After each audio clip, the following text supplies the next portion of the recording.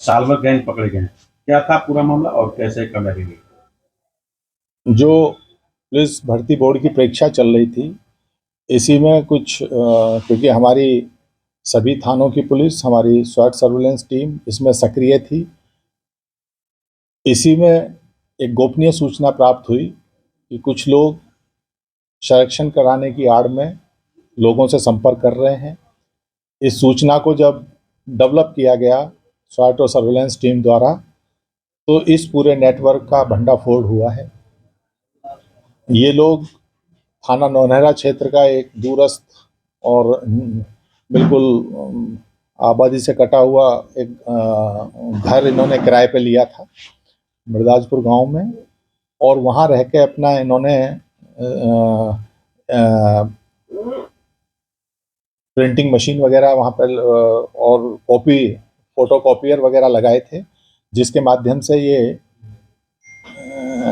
Paper अगर इन्हें प्राप्त होता तो उसका सॉल्यूशन निकाल के तत्काल इनके द्वारा ऐसे लोग जिनसे धन उगाही की जा रही थी, क्योंकि इनके पास से 6 लाख रुपए नगद भी मिले हैं, इनके द्वारा हर कैंडिडेट को ये दिलासा दी जा रही थी कि उसका सिलेक्शन कराएंगे, और 7-8 लाख रुपए में तय कर रहे थे।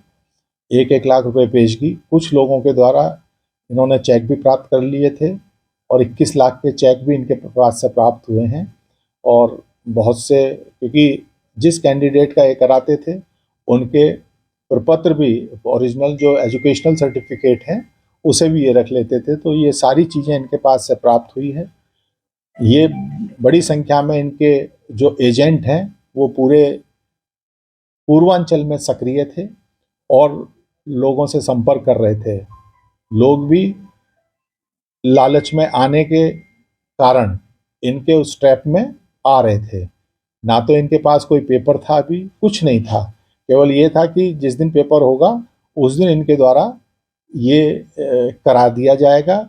और इनके द्वारा ये भी लोगों को मैं विश्वास दिलाया गया है, क्योंकि इसकी कोई पुष्टि नहीं है कि पूर्व की जो एग्ज़ाम हुए हैं, अभी निकट भविष्य में सीटेट का हुआ था, उससे पहले कोई एसएस डीसी वाला जो एग्ज़ाम है सेंट्रल गवर्नमेंट वाला, उसमें इनके द्वारा ये विश्वास लोगों को दिलाया गया था कि उसमें भी इनके द्वारा भर्ती कराई गई है, क्योंकि जो अभ्यर्थी हैं वो जिन लोगों के अंदर कम कॉन्फिडेंस होता है और जल्दी प्राप्त करना चाहते हैं, ऐसे लोगों के लालच में आ जाते हैं। तो आज इनको गिरफ्तार करके 8 लोगों को भेजा जा रहा है। इसमें जो जब पूछताछ पे जानकारी हुई तो इनका जो मास्टरमाइंड है गोपेश यादव, उसके द्वारा ये बताया गया है कि वो कोस्ट गार्ड में पोरबंदर में सेवारत है, उसका एक और सहयोगी वहीं सेवारत है। एक और इस गैंग में जो पकड़ा गया है उसके द्वारा बताया गया है कि वो आर्मी में है।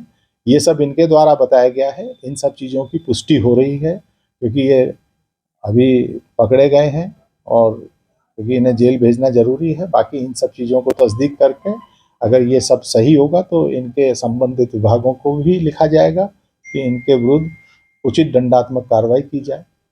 अब तक कितने अभ्यर्थी सर इनके टच में है? इनके टच में इनके एजेंट फैले हुए थे, और अभी जो हम लोगों को इनके पास से धनराशि मिली है करीब 6 लाख रुपए नगद, जो 1-1 लाख रुपए पेशगी आई है लोगों की। और इन्हें ये भी नहीं मालूम कि कौन लोग हैं, क्योंकि इनके एजेंट भी है बड़ा ऑर्गेनाइज तरीके से, क्योंकि इनकी बातों से ये जरूर लग रहा है कि ये पूर्व में भी किसी ना किसी एग्जाम में इस तरह की हिमाकत कर चुके हैं। और करीब 28-29 लोग अभी तक इनके संपर्क में आ गए थे। उसी में से कुछ लोगों ने गोपनीय रूप से पुलिस को सूचना दी, जिसके आधार पर इस पूरे गैंग का भंडाफोड़ हुआ है। और आप लोगों के माध्यम से भी मेरी अपील है कि जो अभ्यर्थी हैं वो इस तरह के गैंगों के चंगुल में ना आए, क्योंकि इनके पास कुछ नहीं होता है। ये 40-50 लोगों को इसी तरह से फंसा लेते हैं।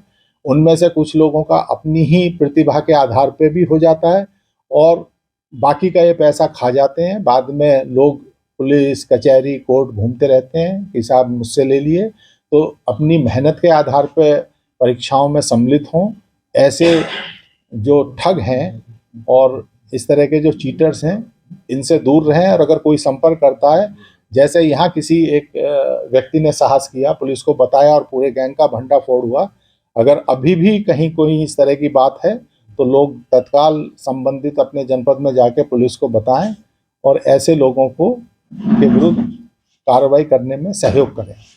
पुरस्कार गुडवर्क